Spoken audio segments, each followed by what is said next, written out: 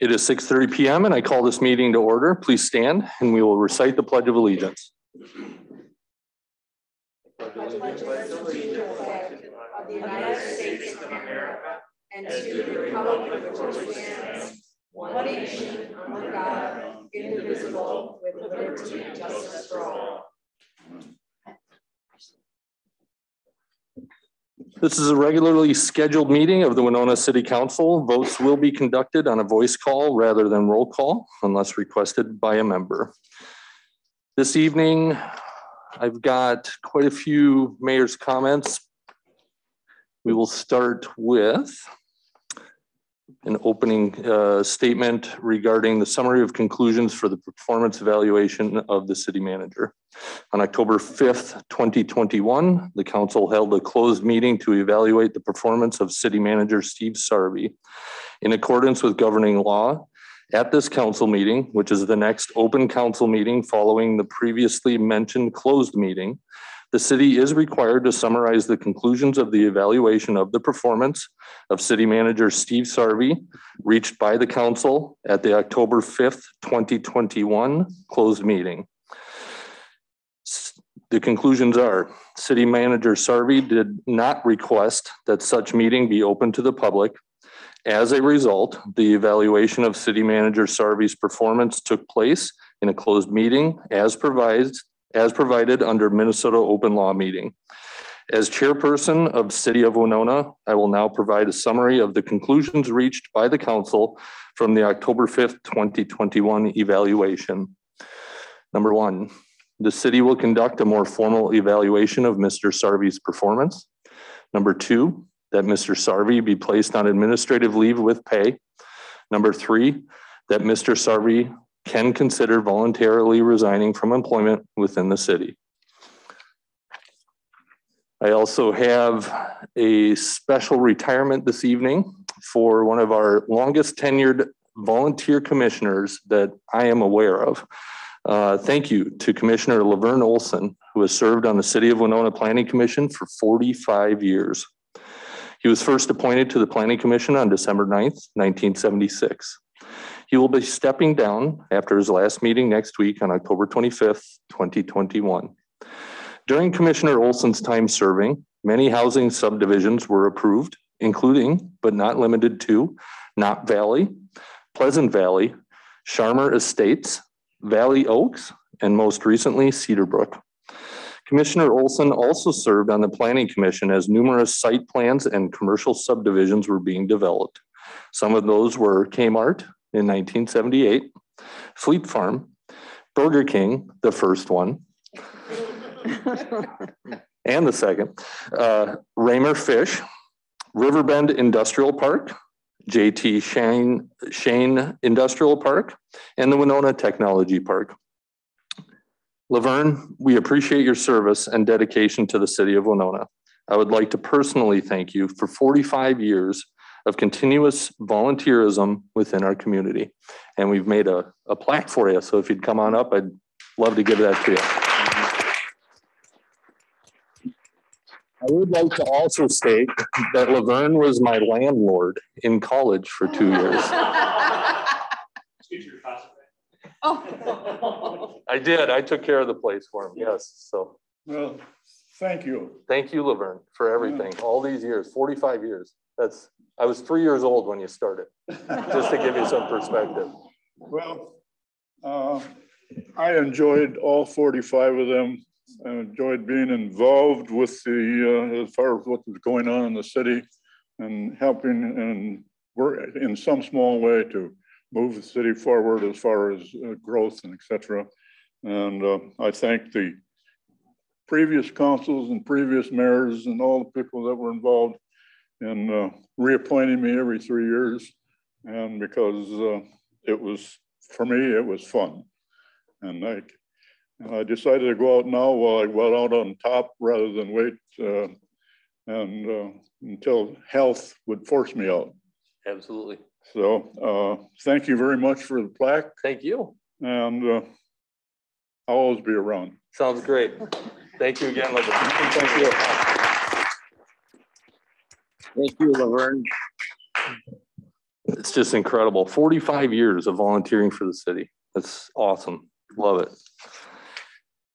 Okay. I have a proclamation regarding Miss Winona. Tonight we've got Luke Merklowitz and Joan Sasser here as well. I'm going to read the proclamation first, and then they're just going to say a few comments.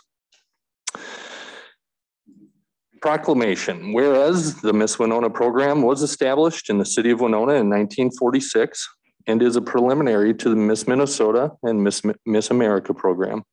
Whereas the Miss Winona Scholarship Program has given thousands of dollars in scholarships to women in the Winona community since 1946. Whereas Miss Winona title holders have given hundreds of hours of volunteer time to the community of Winona. Whereas Miss Winona has represented the city of Winona at the state level every year since 1946 and is the longest consecutively running local program in the state of Minnesota. Whereas the Miss Winona Scholarship Program will this year crown the 75th title holder on October 22 of 2021 in the city of Winona. Now, therefore, I, Mayor Scott Sherman, hereby proclaim October 22, 2021 as Miss Winona Day in the city of Winona, Minnesota. In witness whereof, I have hereunto set my hand and caused the seal of the city of Winona to be affixed this 18th day of October 2021. Luke and Joan, if you want to say a few words quick. Hello, everyone. Again, my name is Luke Merklowitz, and I'm here with the current Executive Director, Joan Sasser.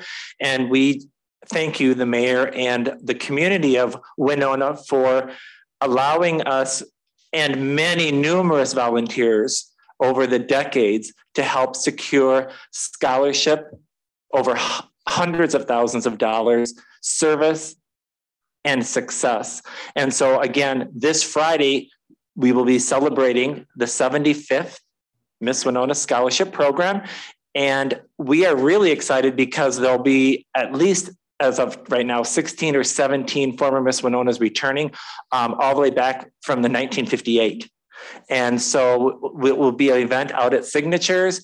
And so again, people may go, well, why is it not during the Steamboat Day celebration? Due to COVID and other situations, we're celebrating it now, and there'll be a big announcement this Friday.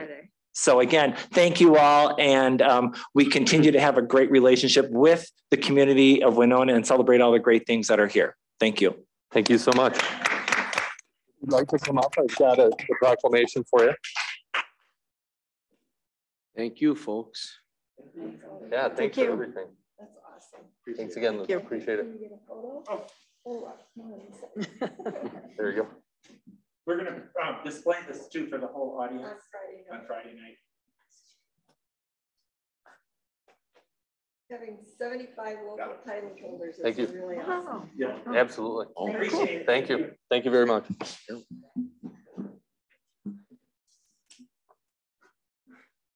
All right. Recently, the Winona Human Rights Commission made an announcement regarding the 2021 John Latch Human Rights Award. And this year, the Winona Human Rights Commission hereby awards Brian Verding the 2021 John Latch Human Rights Award for his outstanding contribution to the community of Winona concerning human rights issues, presented by Mayor Scott D. Sherman.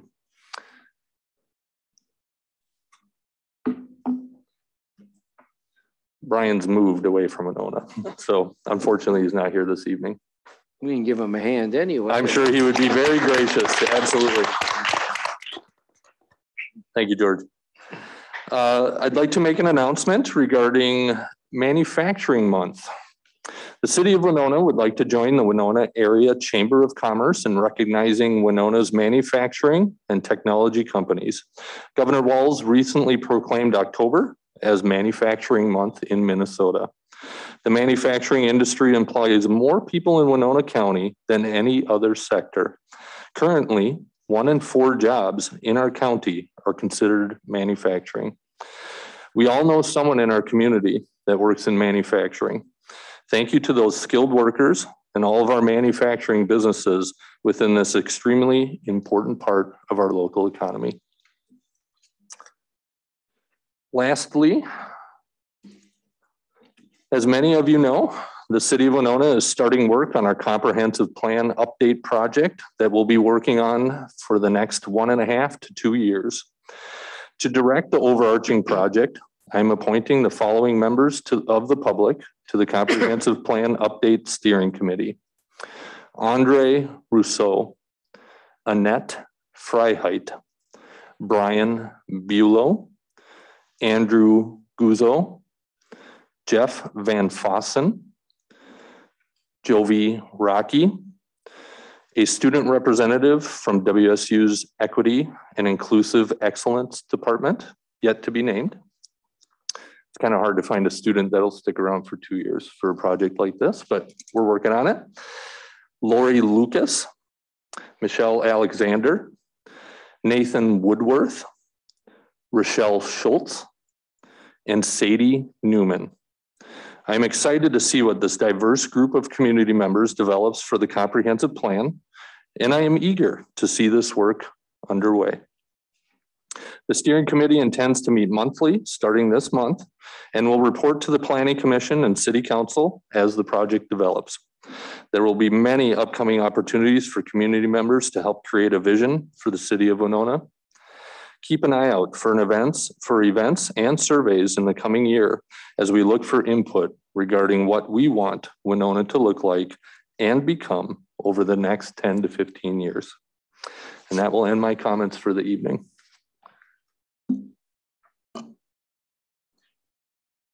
I will now ask the city clerk to take roll call.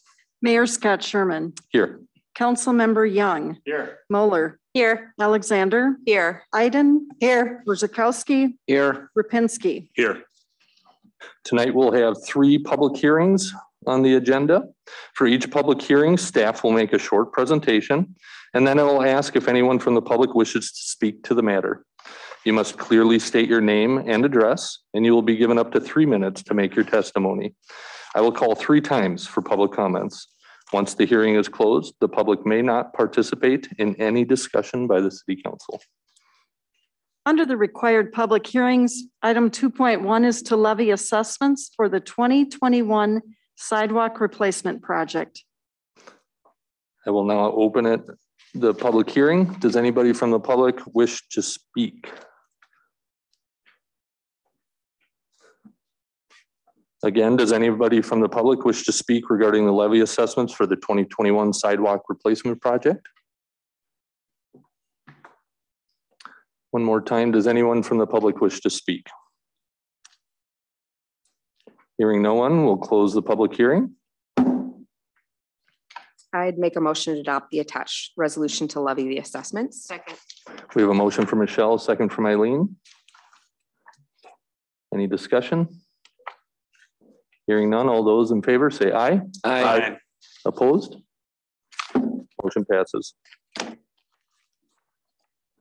Item 2.2 is to levy assessments for the 2021 miscellaneous utilities project. We'll now open the public hearing regarding levy assessments for the 2021 miscellaneous utilities project. Does anybody from the public wish to speak?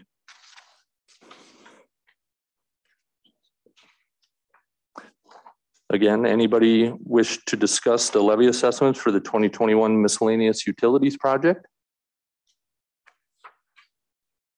And one more time, does anybody from the public wish to speak on this matter? Hearing no one, we will close the public hearing. I'd make a motion to adopt the attached resolution to levy the assessments. Second. We have a motion from Michelle, a second from Eileen. Any discussion? Hearing none, all those in favor say aye. Aye. Opposed? Motion passes. Item 2.3 is the appeal of the decision of the Heritage Preservation Commission for the Herberts and Gerberts sign. I will now open the appeal public hearing. Opening comments on process of appeal. Does anyone have any questions or comments? Mr. Mayor. Go ahead, Chris. Good evening, Mayor and Council. Just quick comment here. There's obviously a procedure contained in your packets tonight for the process to go through related to the hearing tonight. as you would note, as you look through that process, the council's acting in a quasi judicial capacity in making this decision. So basically in that, guys, you're acting in a judge-like manner.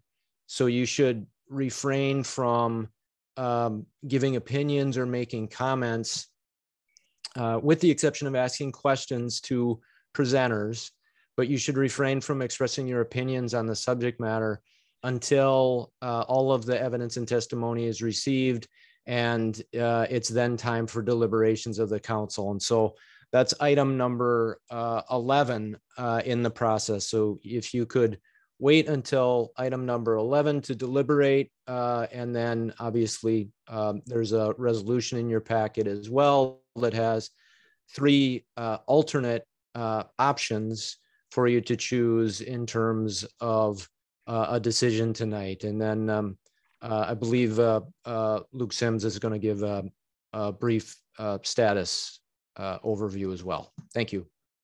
Thank you, Chris. Okay, Luke, would you like to start? Thank you, Mayor and Council. I have a small presentation prepared for you this evening that I will bring up on your screens now. All right. Before you today is a COA appeal, a Certificate of Appropriateness appeal for an internally lit projecting sign located at 101 West 3rd Street, also commonly known as the Slade Block. This property is located here on this map in the lower left with the small rectangle there. There is also a reference map in Exhibit C, which is an enlargement of the downtown area for your reference in your packets. I will note that this is a part of the generally orange colored historic district. We have 2 different locally designated historic districts in our community. One of them is the Winona Commercial Historic District, which we are dealing with today. I may be referring to that as the 3rd Street Historic District.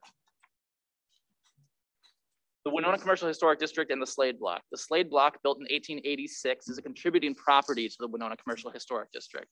The Winona Commercial Historic District is on the National Register of Historic Places dating back to 1998 and was locally designated in 2008. The local designation provides for the review of certificates of appropriateness for exterior changes, including signage, as pursuant to City Code Chapter 22.27 L14. The COA review is conducted by the Heritage Preservation Commission and/or the COA subcommittee of the Preservation Commission. The COA review is based on Winona's Historic District Design Guidelines adopted in 2007 and the Department of the Interior standards per City Code Chapter 22.27 L6. COA application, which is provided in your packets as Exhibit B, was made by La Crosse Sign Group on behalf of Herberts and Gerberts, represented by Nate Hillesheim. It was for an internally lit projecting sign that measured 3 feet 9 inches by 3 feet 9 inches in a generally circular shape. The materials that compose the sign are metal as well as translucent acrylic, thus facilitating the internally lit nature of the sign, and vinyl lettering on the metal frame. The COA subcommittee met on August 3rd, 2021 to discuss and review the proposed signage at this location.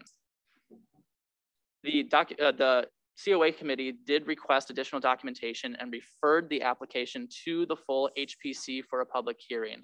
The COA subcommittee is not empowered to deny any applications. However, a full HPC public hearing can be conducted to deny an application. The materials that were requested from the COA subcommittee of the applicant were as follows: that an installation schematic detail of the mounting brackets and plate to address concerns related to the brick horizontal articulation where the sign is proposed to go be provided. In particular, indication related to how the sign would be mounted to the brick or mortar. Secondly, that information related to Herberts and Gerberts corporate branding and signage standards in historic districts be provided if available. Second, information related to this specific sign being chosen among Herberts and Gerberts signage selections or how it applies, especially in relation to their corporate branding signage standards in historic districts, if that is available. Third, that the percent of the sign that would be illuminated as proposed be provided. This was discussed specifically by the COA subcommittee in relation to this being a proposed internally lit sign. And 3B, whether the sign can be installed without illumination. Again, this refers directly to the non-recommendation of internally lit signs in our historic district. HPC public hearing review followed the referral on August 3rd by the COA subcommittee. Additional documentation was submitted by the applicant on September 7th, 2021. The HPC held its public hearing on September 8th, 2021 and voted to deny the application on a 5-to-1 vote based on the following provisions located in the guidelines. The proposed signage size is out of proportion to the building and does not meet the 2-foot 6-inch height requirement or recommendation found in the historic district guidelines. The proposed signage is composed of materials not meeting the historic district guidelines, including vinyl and acrylic, which is expressly not recommended. And the proposed signage is internally lit, which is not recommended in the historic district guidelines. As an update on the overall process to date, on July 26, 2021, the COA application was received. On August 3rd, 2021, the COA subcommittee referred it for a full public hearing before the commission. As documented before, additional documentation was requested. And on September 8th, 2021, the HPC held a public hearing and voted to deny the application based on the overall size of the proposed sign, based on the materials composing the sign, and the internally lit nature of the sign. COA appeal was submitted to the city clerk on September 22nd, 2021. And today, October 18th, 2021, the city council is hearing on a public hearing for the appeal. Today, action is being requested to adopt a resolution, either A, affirming the decision of the HPC and adopting its findings, or B, affirming and amending the decision of the HPC, adopting its findings and or amending the findings, and C, overruling the decision of the HPC and adopting different findings, excuse me. And with that, I am available for questions. Go ahead, Steve, sorry. Yeah, could you share, you had requested some documents from Nate Hillesheim related to some of Urbert's and Gerbert's corporate branding in historic districts. Did we receive that, and what did that indicate? Yes, that was received. Those application materials are included in the COA application materials found in Exhibit B. Okay. You'll find an email there detailing a response to my request via email, as well as additional documentation. The documentation provided there was an excerpt from the the federal government's Department of the Interior standards on signage, as well as additional responses related to the specific questions. So there was additional detail provided, and again, this is in your packets in Exhibit B, related to how it was mounting over the brick corbelline, as well as whether or not it could be installed without internal illumination, which it could be, as well as detailing whether or not the sign, whether or not the sign met any historic signage standards from Urbert's and Gerbert's, which were not applicable in this case. They're not available. Okay. Thank you. Michelle, you had a question? I have two questions if I can. Am I to understand from everything I read in here, the sign was created and designed and completed before it came before the HPC? It is my understanding that the sign was fabricated before a sign permit was requested or a COA application was made, correct? Okay. And has the HPC deviated from this sign, I guess, their design specifications at all in any of the downtown buildings, like illumination, size, material, or are all of the current signs that have approval of the city meeting these standards? The COA subcommittee and the HPC at large does use the guidelines to be fairly constrained. There are some examples where maybe a sign, for example, might be 36 inches in height rather than the required 30 inches. Or a sign might be made of metal rather than a preferred copper or bronze. However, those deviations are fairly rare or individual for one instance. Okay, thank you. Luke, I have a couple questions. In the documents, there was some discussion of the sign being installed inside of the building. Would that meet the guidelines of the National Historic Register? A sign may be placed in a window in a property. This would not be affecting the exterior alteration or actually requiring the erection of a sign on the property itself. The HPC is empowered to deal with changes to the building that are visible from the public right of way on the exterior of the structure, not the interior of the structure. Okay.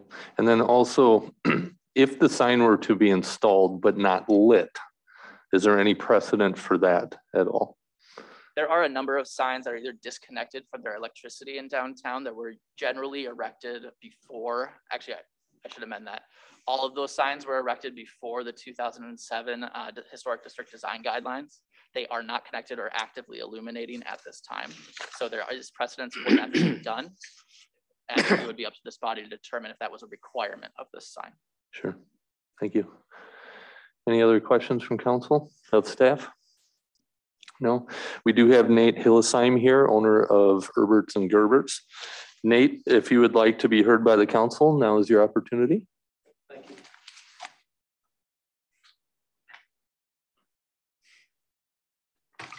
Hello, council, mayor. Hello. Good evening. First, I want to pass along a couple of thank yous. The process to hang this sign has been a bit of a lengthy one. Appreciate everyone that's been involved along the way. Thanks to the Heritage Preservation Committee. We appreciate the work they've done in preserving beautiful downtown Winona. They do a great job of keeping the historic nature of the downtown businesses, buildings preserved. They're definitely doing their job. Hence the lengthy process here. Thank you also to the City Council for the opportunity to speak today. This appears to be the last stop along the way of the arduous process to hang a certain type of sign in a certain part of town here. So thanks also to Steve Young. Last week he called me just to discuss the papers that were in front of him. I think he was just doing some homework. And from his call, I realized that there was even a meeting tonight. I don't know if I missed an email or what, but thanks for giving me that call. So I had some time to prepare tonight. But yeah, it costed $200 to be able to come here today and talk. So I was hoping to get my 20 minutes worth here and not take up too much time, but just present a case for why it might be a good idea to hang this sign on a building. So, but rather than start with a rebuttal to the recommended, and I stress recommended, point by point ideas behind a certain lettering size, a certain 50% of the sign being plastic, and how you need plastic to light up an internally lit sign. We're talking about how it will not injure the building or the exterior brick, or how there are many other internally lit signs of a similar size on 3rd Street. There's a Merchants Bank building that took down some historic buildings, put up a parking lot, and they've got a massive internally lit Merchants Bank sign, probably 3 feet, 4 feet tall, spanning 25, 30 feet, overlooking a parking lot with a bunch of buildings that were taken down. There's a sign on Pet Medical that's internally lit. Sometimes people maybe don't see these if they're not out late at night or run a late night business. So sometimes maybe people don't notice these. A couple of restaurants, bars. I did hear Luke just recently say that there might have been some rules that came in prior to 2007. So if my information is incorrect there, that might apply here. I guess I don't have the dates in front of me, so maybe disregard that if that happened before 2007. Or how great the sign matches the historic building and the 20-year-old restaurant brand that's operating there now. Like I said, it's approved by the franchise. It's actually up in a location before. I did purchase it. I assumed that it would be hung up, that there would be no size requirements. I know that's not the excuse or reason for, or ignorance isn't a excuse to allow it to go forward, but that's why it is what it is. That's why I have the sign in my possession. We didn't like contract lacrosse company to make a sign and then worry about it later. I purchased it assuming that it could be installed, and then I'm going through the legal process, if you will, to get it hung up. So, but anyways, I want to brush all that aside for a moment and talk why the heck businesses have signs to begin with. Like, why do businesses even have signs? And long story short, I've got the same goal as everybody else. We want to preserve the building. We also want to preserve and enhance the business that's in the building, because when that business does well, that building does well. And that's what I'm going to try and present to you here. So, but yeah, the idea behind the sign is to help get noticed by potential customers. We want to catch eyes of people who maybe otherwise haven't seen the building before. They haven't seen the historic building. We want to attract customers during the day and late at night. We're open till 1:30, 2 a.m. So we want to help attract customers to bring in money, to pay for the employees to work there, to pay for the property, to upgrade it, to keep that historic building in place and also save for the inevitable rainy days. That's kind of the idea behind the sign in business. As a restaurant who pays taxes in beautiful downtown Winona, as a restaurant that has maintained and improved now 2 buildings since we moved next door, we're just looking to make another good business move here by improving our signage to passerbys by car, by night traffic without harming the building, our neighbors, or the environment.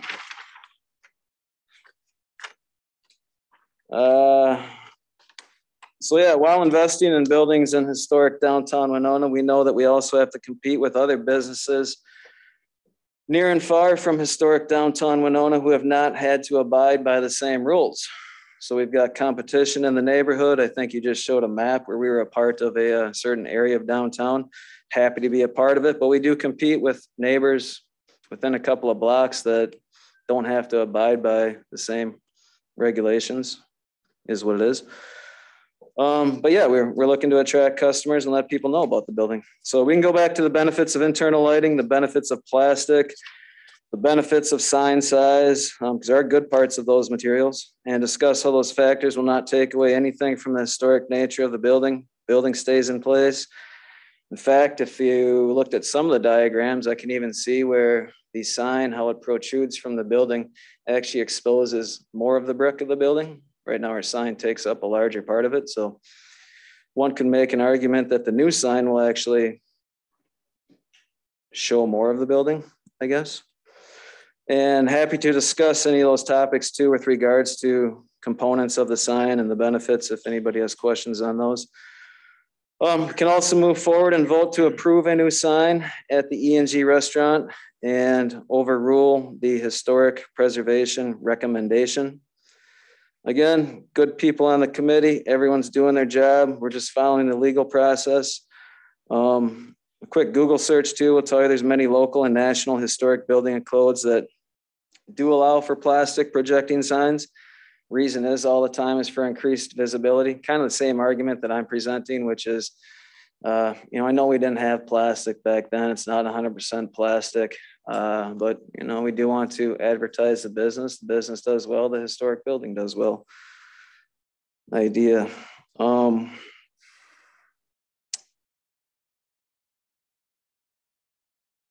Yeah. Attract businesses to downtown to fill up the 4 rent locations. Does the sign fix all of that? No, but like I said, this is just one part of it in the overall competitive landscape downtown in that area. So as I said earlier, no one in this discussion, I believe, wants to take away from the historic look of the building or make any damage at all to the building. We have a professional sign company. I'm not hiring any friends or, a place that these guys know what they're doing. They presented it twice to the Heritage Preservation Committee, presented similar information that I have. They've got the experience, the talent to install the sign. They're not winging it here. They've looked at the building. They presented plans. They've looked at the sign. They feel confident they can install it. So trust in that, if you will. So I ask you to consider the information presented, ask questions you may have, and render a vote you feel is worthy of preserving a historic building by helping to keep a business in that building. We can adhere to strict sign regulations in place, or you can choose to kind of move with the times, if you will, and help preserve and attract businesses that will profitably fill and maintain and improve the historic buildings that are currently downtown. We as a people have done this in the past by installing parking spaces. There's no longer horses that are out there. There's cars moving around. We want them to come to the business and have a place to park. We've installed thick insulated windows that keep the temperature cozy inside. The landlords replaced all of the brick out there from the brick that was falling apart. The doors are new. Sidewalks have been installed. So some of this, the rules, regulations that are in place might be inhibiting and might be in a way preventing some of the businesses from being known. And while I can't solve this today, there was a woman that stopped by even at one of our meetings that spoke about how there's other businesses in town, in that downtown area, that have either had signs rejected and just gone forward and used a new sign. And there's a feeling where I think people would like to have a different variety of signs, local businesses. I don't have any data to present that. I probably won't, but that'd be another thing if anybody wanted to speak. I mean, there's probably a bunch of people that feel the same that I am. I'm just the one talking for a lot of people, I believe. So, you know, that vote is basically a vote for, like I said, the vote is not to ruin the building. It's not to do anything that will harm the building. The building's in good condition. It will be with the sign. It will be after the sign. Before I'm long gone, the building will be in place. And you know, if we have good businesses in those buildings, those are the businesses that are going to take care of the buildings, because the building's going to eventually rot away from the weather. But if you have a business that's willing to take care of it, invest the money and take care of it, like we did with 2 of them, and if there's a sign up to attract more people, you know, we have the same goal as everybody else here.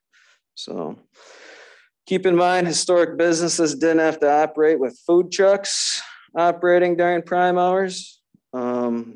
Historic businesses maybe didn't have the internet.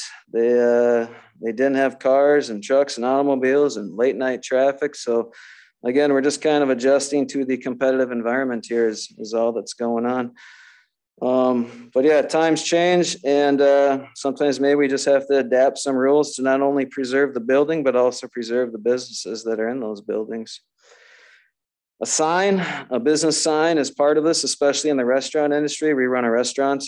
So catching some eyeballs, you know, those tourists that come to town in the boats and late night traffic and traffic along the, was it Highway 43 there, 4th and Main.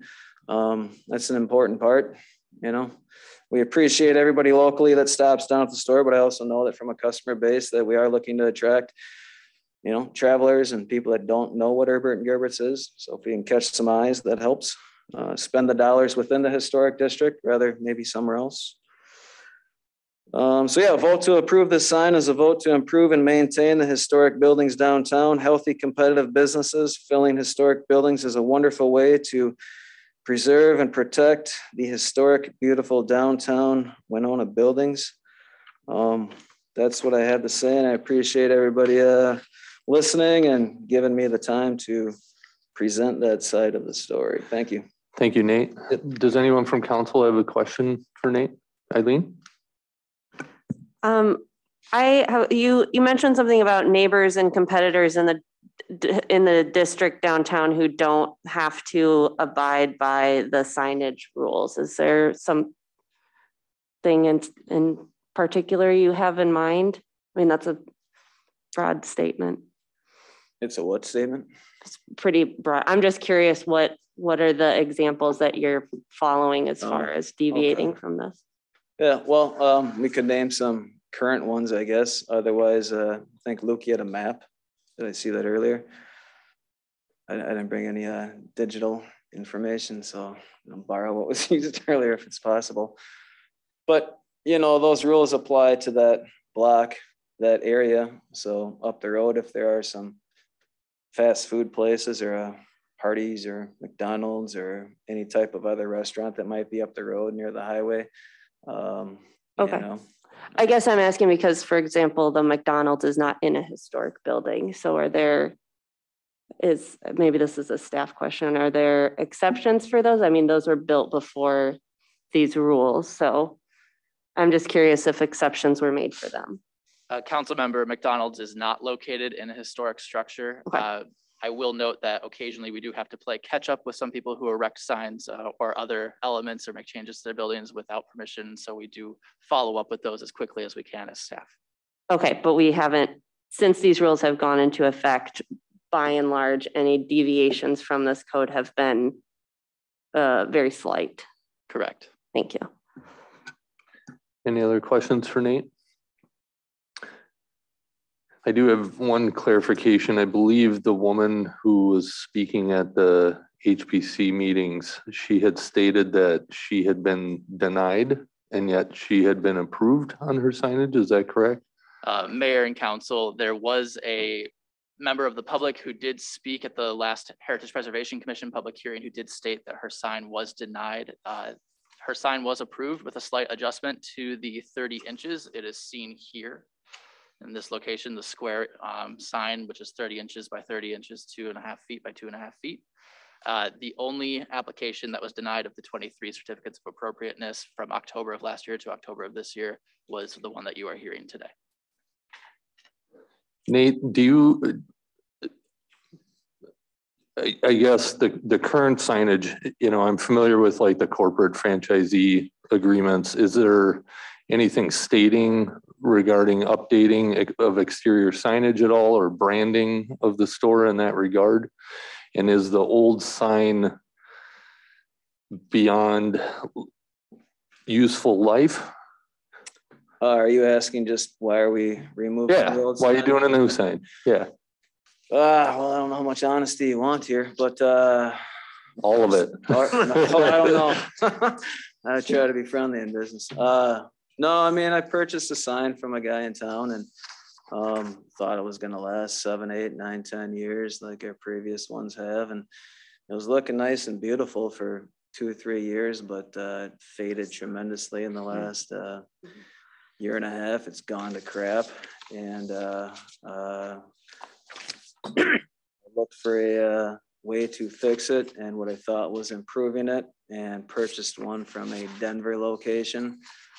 Trucked it over here, figured we'd get it hung up pretty quick and have no problems. And it's been kind of a lengthy process to go through that, but here's what it is. I gotta go through that. But that's what happened to the sign. Sure. It'd still be good. I wish I wasn't here too. I mean, Yep. I wish I wasn't in the situation. But Absolutely. Another question, is the current sign illuminated?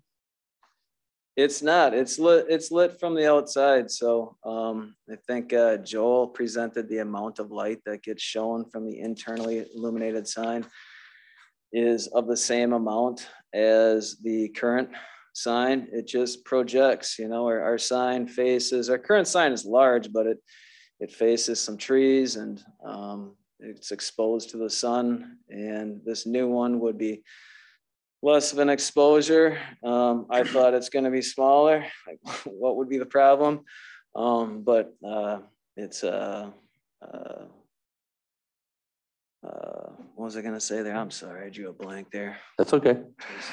So a quick question, is there any way it can be mounted flush against the building? And would that still, Luke, would that still deviate from HPC recommendations or historic district recommendations? There's a raised brick part where the bricks get stepped up for a little point. Let's remember too that the bricks were installed not in 1850. They were installed in 2016, 17. That you know, as Joel said, they shouldn't damage the bricks. They can erect something that hooks on from the inside, I believe, and allows it to not even touch those bricks. It kind of like I think there was a diagram in there how they showed how they would put it in there, but you know, it'd be a rectangle face where it doesn't even touch the brick. But you know, that brick, God forbid if something happens, somebody could walk along and spray paint that brick tomorrow and no one's going to fix it up except me. So I'm going to take care of the building. You know, could be a human that ruins the brick. Sure. You know, but you know, it's you know, so I have no interest in ruining the brick or damaging the brick or leaving any lasting damage to that building. Right. I'm just asking if the sign can be mounted differently, potentially, would it meet the recommendations and not lit? Mayor and council, the applicant in the updated documentation submitted on September 7th, 2021 before the public hearing, before the COA, did show that they would use a mounting plate and drill directly into the mortar as required under the guidelines. Here is a detail of the brick corbelline that was being referenced by the appellant. You'll note that the existing sign also does project off of the building to go over some inches of brick corbelline there. In the HPC draft minutes that you have in your packet today, we did make a note that Chairperson Henderson of the HPC did have that as part of his concerns. However, it was not a reason for denial from the Heritage Preservation Commission. Okay, thank you. Pam, go ahead. Yes, I have a question. Has it been considered that one could shine a light from outside on that same kind of sign projecting out from the building? and then you shine a light on it, is that would be allowed, right? That's just like that other Suola spa sign would be perpendicular to the building, but then have a light shining on it. Excuse me 1 minute, council member. Here's an example of the sign for Nosh located at 102 Walnut, which is also within the commercial historic district. It does employ exterior lighting, which is allowed in the historic district guidelines. And here's one with Nathan Alleys, which is employing a more modern approach with lighting that is mounted directly onto the frame there as well, rather than off of the building. So it is allowed under the guidelines. Thank you. Thank you. Any other questions for Nate? Nope. Okay, thank you, Nate. Thank you. Okay, opportunity for other interested persons not already having spoken to be heard, provided, however, that such testimony is limited to the issue on appeal and does not repeat testimony already presented by the appellant. Commissioner Shortridge. Hearing so open. Peter Shortridge, 2450 Garvin Heights. I was asked to speak as a member of the HPC to give some of the background here. I think Luke's points to most of the signs referenced here since 207. We've tried to get a very unified historic district. I would actually argue that, contrary to the appellant, that the historic district is actually attracting, the people coming off the boats and the rest of the tourists. To a large degree, the historic district is working as a destination for our community. And I think it's really important to keep that fabric developing as best we can. The HPC denied this for a couple of reasons. The first one was the materials that it was made from, as Luke referenced, plastic. Can't really be a component. You can't just hang a plastic sign on the outside and shine lights on it either. We have some pretty particular guidelines from National Park and the State Historic District ordinances. And so that's really what your HPC follows, is the guidelines. And so the interior illumination is an issue. We've not allowed that on any other signs that have come before us. The signs in particular here are ones mounted to the building. There are cases, and you made a reference to the one with merchants, where there are certain illuminated signs allowed as a pedestal in a parking lot. These are different. They're mounted to the building, and that's really the big difference. So the HPC denied that request primarily because of the materials, because of the illumination, and because of trying to really maintain integrity of the district. I would say that it's a little deeper issue too that we would ask you to consider as a council, which is that the HPC, of course, as you know, does a lot of this work, and it's kind of a no good deed goes unpunished, because there's always an issue and we're trying to solve it as best we can for all of the businesses surviving and growing actually downtown. But once we take a precedent like this to change to a plastic interior illuminated sign, which we have not done, it really makes it hard to maintain that integrity going forward. There's no way for us to continue to enforce a standard if now we're having spot changes that are so dramatic like this. So I would ask you to, and I realize it's difficult. The idea of hanging the sign on the inside was brought up as well, because the applicant bought the sign before he applied for a sign permit, before he came to the preservation, for a COA. So we tried to see what we could do to be helpful, but you really can't stick it on the building in a different configuration and shine a light on it and think that that's going to work. It really doesn't work that way. So I would strongly recommend that you support your HPC in this and that you deny the appeal. I don't know if you have probably no questions for me, right? Any questions for Peter? No. Thank you. Thank you.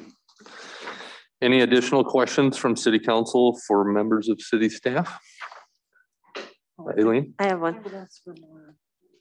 Public testimony. Okay. Is there anyone else from the public that would wish to present to council? Hearing none, we'll move on to the next point here. Questions from council for members of City staff. Go ahead, Aileen. I just wanted to confirm the dimensions that are on one of the pages. We received about the total height of the sign, 45 inches.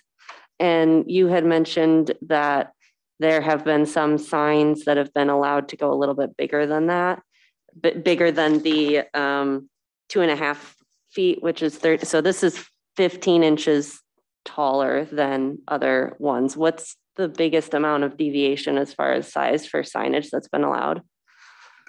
Thank you, Mayor and Council. I don't have a specific number off the top of my head, but the HPC's COA subcommittee and the HPC themselves do consider things like if there's a natural signboard area, which may be larger or proportional to the overall building, and a larger sign would fit that area. Additionally, the branding of a specific corporate entity is taken into consideration. For example, another entity had come forward with a 36-inch tall sign that had 2 small bubbles, making it 36 inches on this side of its corporate branding. And overall, the implication upon the rest of the building was not so onerous that it was going to feel disjointed or out of scale. Thank you. Any other questions from council for staff? Okay, I will close the appeal public hearing and evidentiary record. Any additional questions of city staff and or the city attorney on the appeal process and deliberations if needed?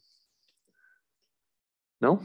Okay, council deliberations. Council may discuss and deliberate on the substantive issue on appeal. Anybody care to start or have anything to say? Go ahead, Eileen. Well, I certainly, I appreciate the appellant being here this evening, and thanks for the information. And I can appreciate the difficulty of purchasing this and then going through this process. But I also think that these rules are laid out pretty clearly and they're pretty explicit. So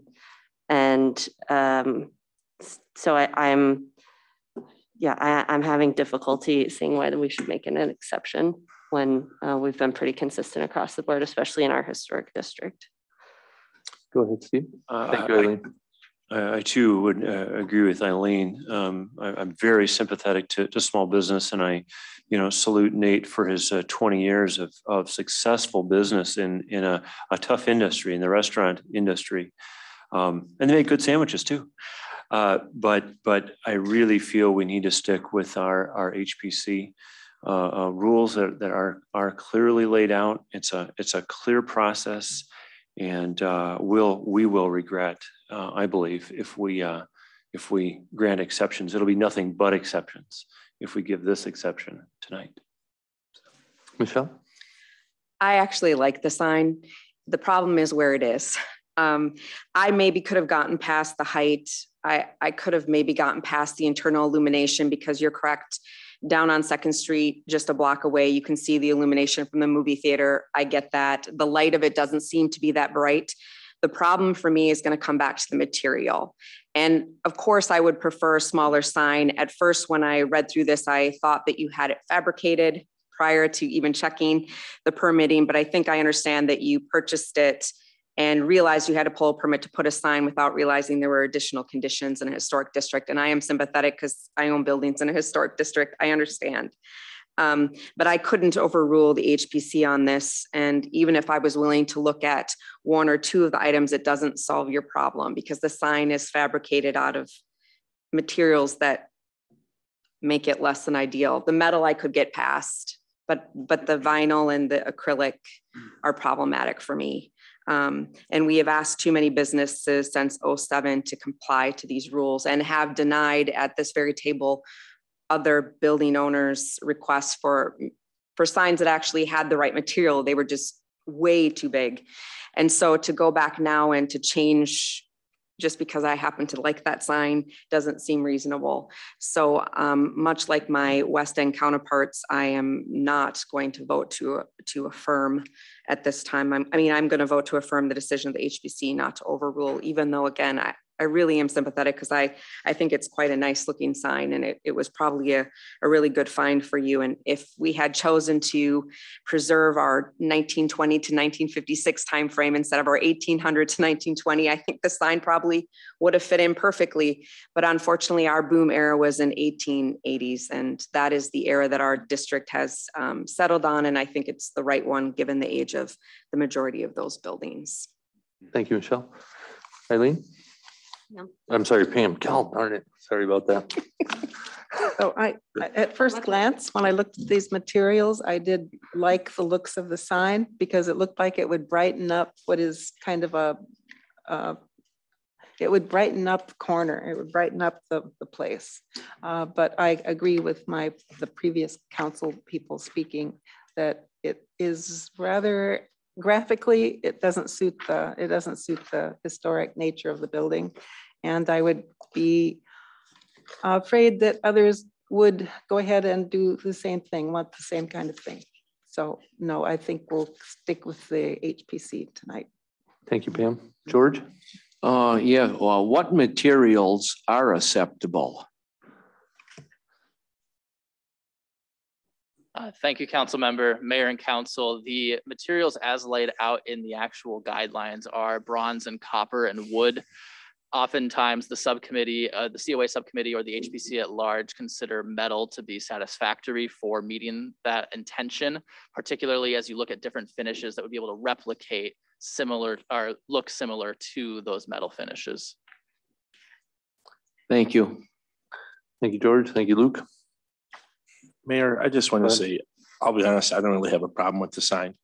Looking at the picture, how it would look on the building, I don't think that's a problem. I think at one point we can preserve what the HPC wants. And I also think we can move towards making things more modern. It's not like we're redoing the whole building. I actually wouldn't have a problem with the sign. Thank you, Aaron. Nate, I'm going to set some precedent here. I'm going to have to come down and spend $200 at your store in the next year here to make up for the $200 fee that you just spent. I am in agreement with HPC on this. I think the sign looks great.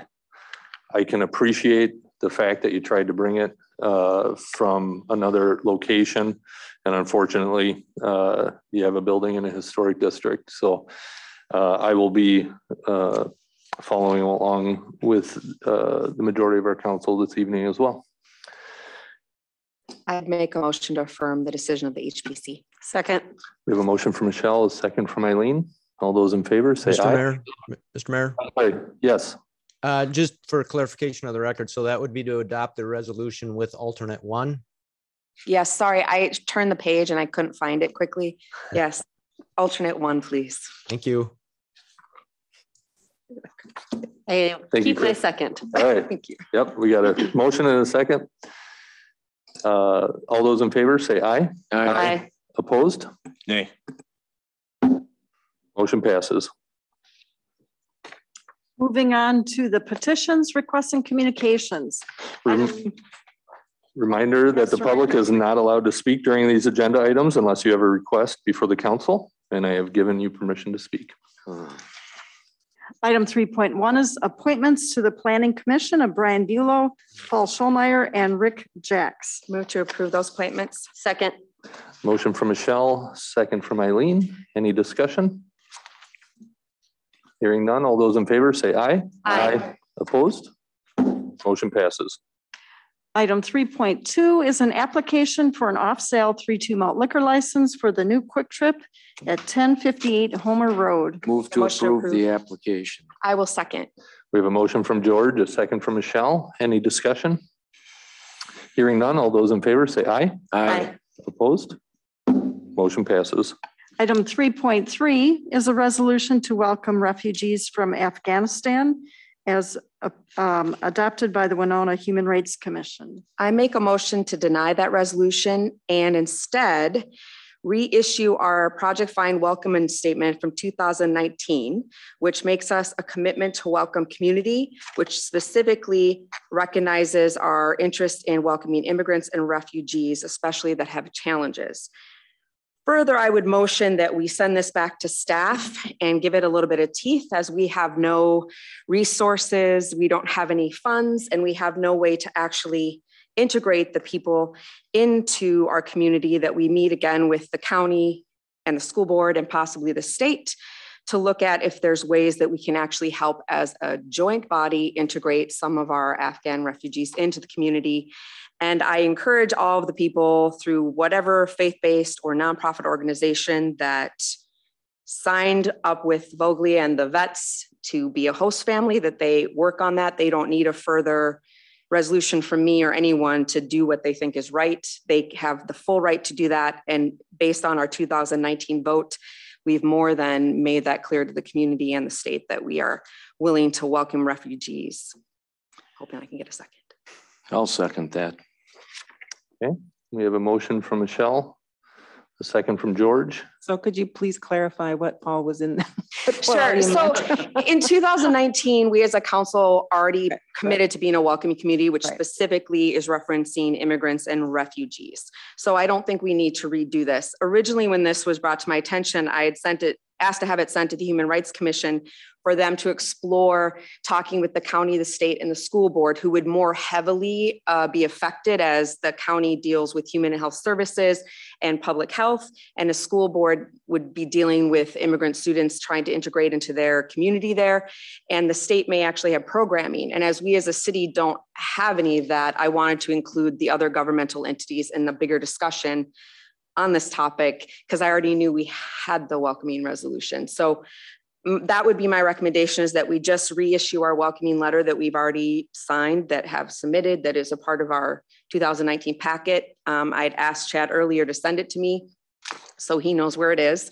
And then either through staff or the Human Rights Commission, it go back again and they can discuss with the county and state who actually have resources available, how we could actually go about being welcoming in our community. Because all we're really doing now is sending another letter saying welcome, but we can't actually help them. We don't have housing, we don't have financial funding or resources, but other entities do. So I felt very strongly that this should be partnered with organizations that can actually help us do something besides just sending a letter. If we're going to do it, I'd rather do something than just send a letter. I'd like to actually add something to this welcome. Can I comment? Pam, go ahead. Yes, but I think it's a very important letter. I think also the housing and the financial support and whatever other services are going to be needed are obviously part of the welcome. But this letter by itself is important. And I would like to just adopt this resolution, and even though it kind of duplicates what was done by Project Vine. Steve. Mr. Mayor, I have a point of order. If this motion that Councilwoman Michelle has proposed, if it fails, and help me understand this, would we then be able to go back and vote on this resolution 3.3? Mm-hmm. Okay. May I speak? All right. Thank you. I'd like this resolution to fail. I would like to vote on this resolution. I think it's important that we make a statement as a group, as a council. I have family that served in Afghanistan and were directly aided by interpreters, by village people who risked their necks, risked their lives to save my son-in-law's life. And so I feel strongly that we need to take a stand and make that statement that we would welcome people here to our community. Now, what would it look like? Do we have a plan? Are there schools? Are there rental facilities available? Of course not. It's messy. That's challenging. I know, but this is just step one. And what is the real likelihood that many Afghan refugees would come here? Probably very low. But we can't wait for conditions to be perfect. These are people that didn't choose this war that came to them. They stuck their neck out to aid us. And so I feel we should defeat this resolution and we should adopt this welcoming message to these people. No, it's not convenient. It may be messy, but and we're not the ones that would make the answer on education, on rental facilities, even on jobs. But to be able to say as a community, you are welcome here, I think it's something that is incumbent upon us. Eileen? I actually like Michelle's motion, and I agree with Councilman Young. I would like to vote in favor of both, because if Councilwoman Alexander's motion passes, then I would make a motion to approve this resolution as it stands, because I agree with Councilman Young that that it is valuable to be specific, that we are dealing with a very specific situation right now. And I think it's valuable to be specific about that we are making a statement as a community to welcome this specific group of people if they should come here. And at the same time, I agree that it is helpful to have some sort of policy mechanism when we do things like welcome people. But I do think it's really important to be specific about this for the reasons Councilman Young mentioned. And I did think about our initial welcoming statement as Councilwoman Alexander brought up that we approved in 2019. It's a very important statement, but I think I don't think that one has any specific policy pieces in it either. It's a generic welcoming statement. So I would vote in favor of what Councilwoman Alexander has proposed, but only if we can then approve it in its original form. Okay. And you said that is possible, right? I did not say anything. So just a point of clarification, the motion by Councilwoman Alexander was to deny the resolution and replace it with the statement from 2019 and then the further things. So if you wanted to amend her motion to do something else or vote on this one and then make a separate motion. I would like to see us return to this original resolution. So then we need however to you do it, however we do it. Go ahead, Michelle. I reject the idea that the thing that we did originally is not as important, and I think it absolutely serves the purpose. And the reason we did it was to be welcoming to immigrants, refugees, and it's very specific on who those people are and how Project Find will partner with them to encourage people to come here. I'm not sure why we did it if it isn't going to stand on its own.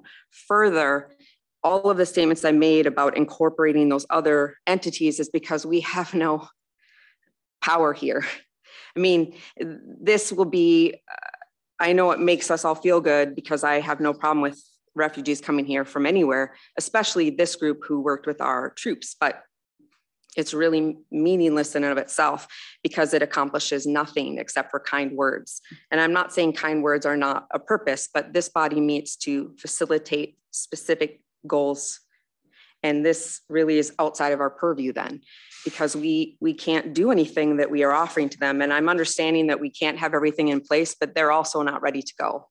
So, I mean, maybe we deny this motion, but I'm not in favor of this resolution as it stands. And I don't see the purpose of doing this again and again and again. We did it once so that we can be that community that is engaging and welcoming, but then to not have taken that opportunity that we gave the Human Rights Commission to go out and try to bring us back something with teeth is waste to me. And I think this resolution really has, I mean, if you want to send a nice letter to the refugees, I'm not sure if they'll even get it. I mean, I'm not sure who's going to get this letter, but I would rather take the letter that we've already made and partnered with a really strong immigrant organization, Project Find, who has dedicated themselves to working with anyone. From their letter and statement that I have in front of me, they're willing to partner with these groups. To me, it seems like a wasted effort. But if my resolution is denied, so you can do this one, understandable. I just want to make my statement so that you would understand that I don't think this has any merit on its own, because it has nothing. There's no action. There's nothing here except for a friendly letter, which I can send on my own. And in fact, I believe from what I've read here, there are volunteers, local faith organizations and others who are already working to do that. They don't need us. And we're really we've already stamped our approval on this. So I would rather we focus on something productive, and this is not it. Eileen, and then we'll get you, Pam. I just wanted to clarify, I sympathize with what Councilwoman Alexander said. I didn't want to imply that the welcoming statement we approved with Project Fine a couple of years ago is useless or whatever. I think it was very important. I think that there is a benefit to being specific. And I think that that statement has set us up to work in collaboration with Project Fine on a lot of things. And I think it's important, but I would like to approve this resolution as it is. Thank you, Eileen. Pam? Yes, and I think it's important for the community to see that the city council has adopted this resolution and is welcoming Afghan people to our community. It's important to the community to see that we're standing behind that, as well as Project Fine. Go ahead, George. Thank you. Thank you, Mayor. Just to be short, we already have a welcoming letter or resolution from 2019. All this is doing is just putting another layer on legislation on this that could make it probably harder for things to happen. We already have something, and I'm fine with that. Thank you, George.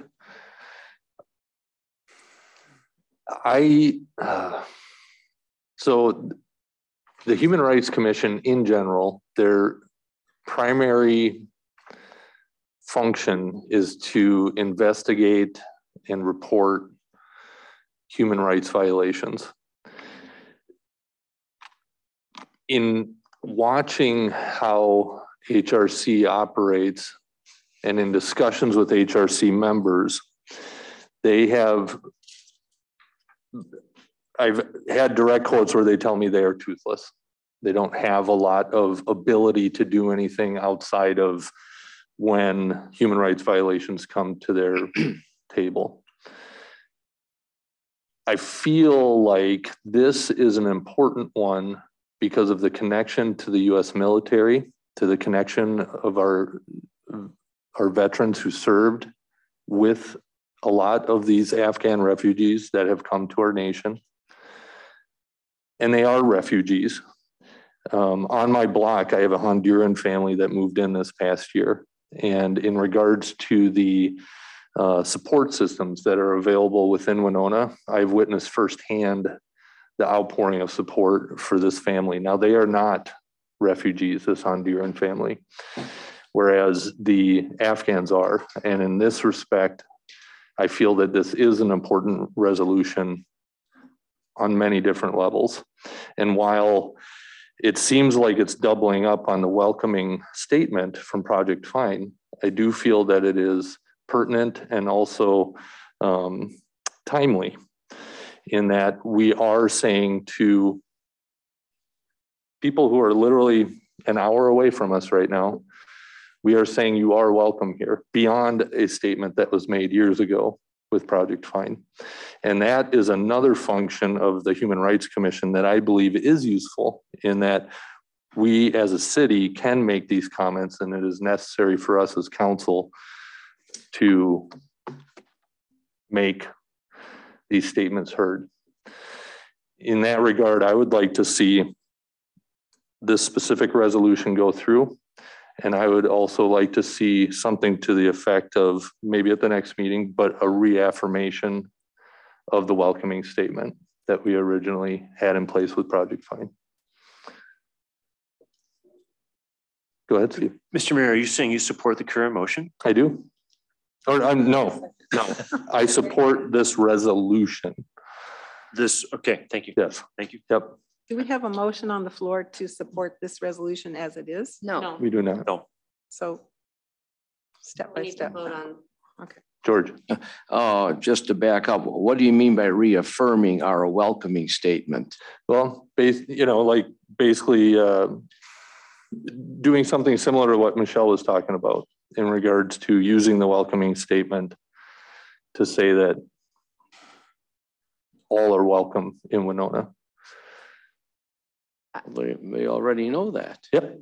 Okay. So need to reaffirm it. Understood. Yeah. Go ahead, Steve. Yeah, brief comment. I think I hear an underlying thread that I share with some of you, and it's a discomfort with the virtue signaling. I don't have time for it, and it bothers me. Could you say that again? I I'm uncomfortable with the virtue signaling through these resolutions. Yet I'm willing to I'm wanting to defeat the current motion that's before us, and then go back and adopt this current resolution. But I'm hoping we don't have recurring resolutions come here that I view as signaling our virtue, which I don't like. I think that's some of the concern I might be hearing from my friends. So hopefully we don't head down that road. So I would urge that we defeat the current motion on the table and we move on. Okay, any other discussion? So we'll have to take a vote on the current motion, correct? All those in favor say aye. Aye. Aye. Opposed? No. Nay. Motion is denied. I will make a motion to, like to make a motion to approve the attached resolution. Second that. We have a motion from Eileen. We'll take a second from Steve. Any discussion? Go ahead, George. The only reason I'm voting against it is we already have something in place. That's all. Very good. Thank you, George. Any other? Yes, Michelle? I already said what I needed to say. Never mind. Okay. Anyone else? Aaron? After listening, I came into this after reading through this with a completely open mind. And after listening to my fellow council people, I don't think I'll be supporting this. I like the idea of trying to partner with other state groups as far as housing, food, jobs, clothing, education. Let's put something in place, kind of along the lines of what Councilman Young said. Let's look at other avenues that can help us, and let's come back to the table with something with merit, more so than just, yeah, come on in, because everybody knows that we're already. I mean, I'm the most welcoming person here, probably. So that's where I stand. You are. Captain in you, for sure. Yeah, for sure. All right, so motion from Eileen, second from Steve. All those in favor, say aye. Aye. Opposed? Aye. Motion passes. Moving on to item 3. Hold on, Mayor. What did we, I want to be specific what we just voted on. We voted to move forward to adopt the resolution to welcome refugees in Afghanistan. As written. As written. As written on here. Yes. I'd like to know who voted aye and nay. I want to make sure I voted correctly. I voted nay. Can we call for a roll call? I'd like to call for a vote, because. Can we call for a roll call? Sure. Okay. So you. Let me get my official. We'll do it in order. Mayor Sherman. Aye. Councilman Young. Aye. Mueller. Aye. Alexander. Nay. Iden. Aye. Worzikowski. Nay. Rapinski. Nay. So it's 4-3 to approve. Okay, I just want to make sure. Very good. Thank you, Aaron. And moving on to item 3.4 is a request for a 10-minute parking to be added on Johnson Street by the Winona Public Library. Make a motion to introduce the attached ordinance. Second. Motion by Michelle, second from Eileen. Any discussion? Hearing none. All those in favor say aye. Aye. Opposed? Motion passes. Item 3.5 is a request for 30-minute parking to be added on Johnson Street by the Winona Public Library. Make a motion to introduce the attached ordinance. Second. We have a motion from Michelle, a second from Eileen. Any discussion? Hearing none. All those in favor say aye. Aye. Opposed? Motion passes. Item 3.6 is to request handicap parking to be added on Franklin Street by the Winona Arts Center. Make a motion to introduce the attached ordinance. Second. We have a motion from Michelle, second from Eileen. Any discussion? Hearing none. All those in favor say aye. Aye. Opposed? Motion passes. Item 3.7 is a request for an unloading zone to be added on Fifth Street by the Winona Arts Center. Make a motion to introduce the attached ordinance. Second. Motion by Michelle, second by Eileen. Any discussion? Hearing none. All those in favor say aye. Aye. Opposed? Motion passes. Item 3.8 is to request the vacation of the eastern portion of Fifth Street and to set the public hearing for Monday, November 1st. Move to approve set the hearing date. I'll second that. We have a motion from George, a second from Aaron. Any discussion? Just one point of clarification, Monica, that is our next council meeting, correct? Yes. November 1st. Very good. Any other discussion? Hearing none. All those in favor say aye. Aye. Opposed? Motion passes. Item 3.9 is to update the ordinance on handicap parking on Johnson Street at the Winona Public Library. Make a motion to introduce the attached ordinance. Second. Motion from Michelle, second from Eileen. Any discussion? Hearing none. All those in favor say aye. Aye. Opposed? Motion passes. And under new business, item 5.1 is the designation of a person to perform the duties of city manager. I'd make a motion to designate the Director of Community Services Assistant City Manager Chad Ubel to perform the duties of city manager while that position is vacant, and paid the Director of Community Services Assistant City Manager Chad Ubel the base pay at step 2 of pay grade 25 while he is designated. So I'll second that. We have a motion from Michelle, a second from George. Any discussion? Hearing none. All those in favor say aye. Aye. Opposed? Motion passes. Item 7.1 is council concerns. Councilmember Worzakowski. Thank you. This past Thursday, had the opportunity to take a river tour on the Winona tour boat. And we toured the commercial harbor from the water side this time. And very, very interesting. Lucy McMartin was along, and the press was on board as well too. And after they got done with their presentation on our way back, Captain Aaron Rapinski gave us a very, very good education on parts of the river on our way back, which was very, very interesting. So with that, thank you. Thank you, George. Councilmember Alexander. I just want to thank a few people. We had our Yenni Kohani Festival a bit ago, and on what I would consider to be a very busy weekend, we had a great turnout. I specifically want to thank George Borzakowski, Steve Young, Lee Gondesheimer, Mary Farrell, Pat Mutter, Jerome Christensen, and Angie Harvey, who stepped up and went above and beyond that weekend to help us make that event successful. Lots of people looking forward to next year. I'm going to take a little mental break and then contemplate next year.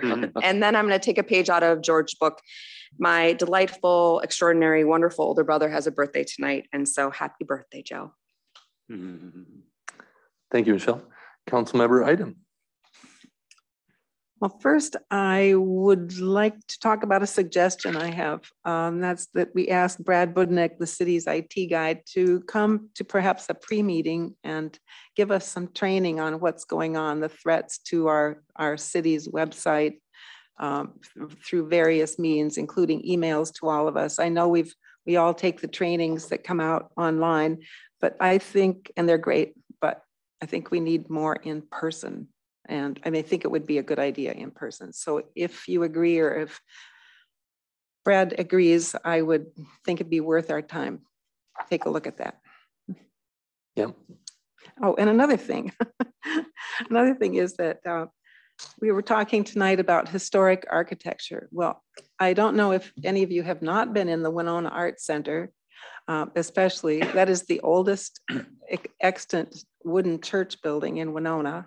I can't remember the year that it was built, but they have recently completed a new entry and a handicapped accessibility, and they've done a lot of work inside, and it's quite beautiful.